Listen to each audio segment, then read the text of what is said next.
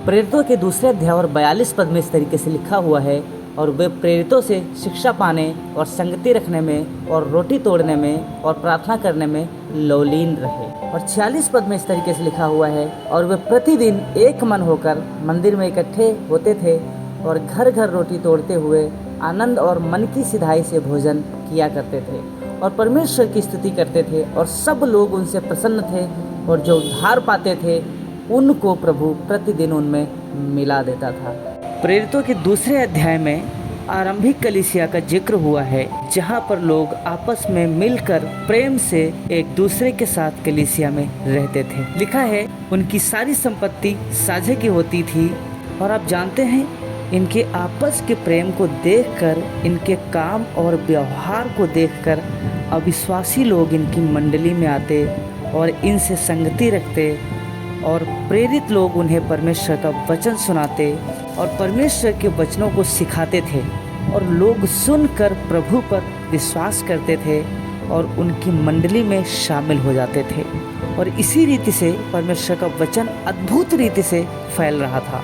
मेरे प्रियो, यह सब इसलिए हो पा रहा था क्योंकि कलीसिया के लोगों में प्रेम था, एक दूसरे के प्रति स्नेह था, सम्मान था, आदर था। लोग एक दूसरे के सुख दुख में खड़े होते थे, और लोगों का जीवन उनके प्रेम, व्यवहार और उनके चाल चलन को देखकर बदल रहा था। मेरे प्रियो, आज दुख की बात यह है कि आज कलीसिया से यही बातें ख़त्म होती जा रही हैं। आज लोग एक दूसरे से प्रेम नहीं कर पा रहे हैं, एक दूसरे के प्रति मन मुटाव रख रहे हैं, बैर रख रहे हैं।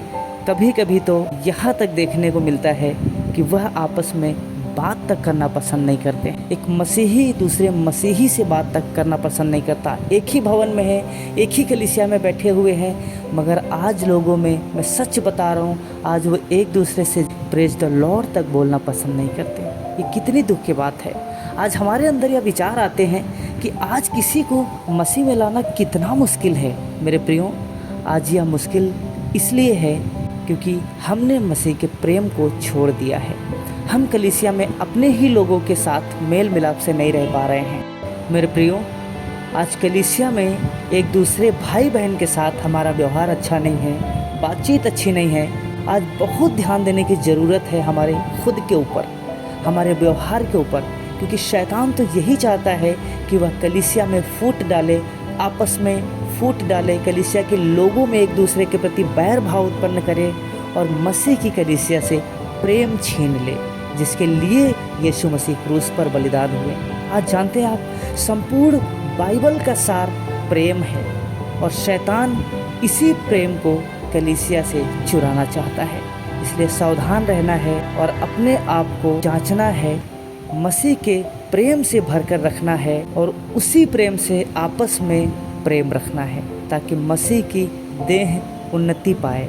और जिस रीति से प्रेरितों के दूसरे अध्याय में लोग उनके व्यवहार और चाल चलन को देखकर उनमें मिलते जा रहे थे, उसी रीति से आज लोग हमारे चाल चलन को देखकर, हमारे व्यवहार को देखकर मसीह यीशु को जानने की जिज्ञासा रखें। परंतु यह ज़रूरी है मेरे प्रियो कि आज हमारे जीवन से परमेश्वर का प्रेम दिखना चाहिए।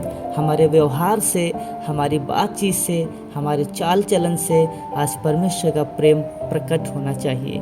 और जब ऐसा होगा तो हम अविश्वासियों के लिए, हम दूसरे लोगों के लिए एक खुली हुई बाइबल होंगे, जिसे लोग पढ़ना चाहेंगे, जिसे लोग जानना चाहेंगे।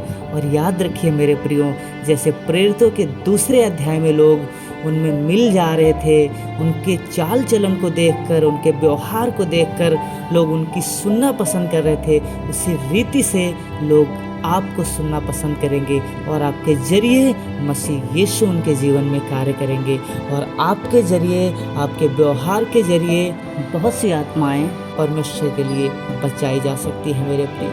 इसलिए अपने आप को मसीह के प्रेम से भर कर रखिए, और मसीह के प्रेम को आपके जीवन से प्रकट होने दीजिए।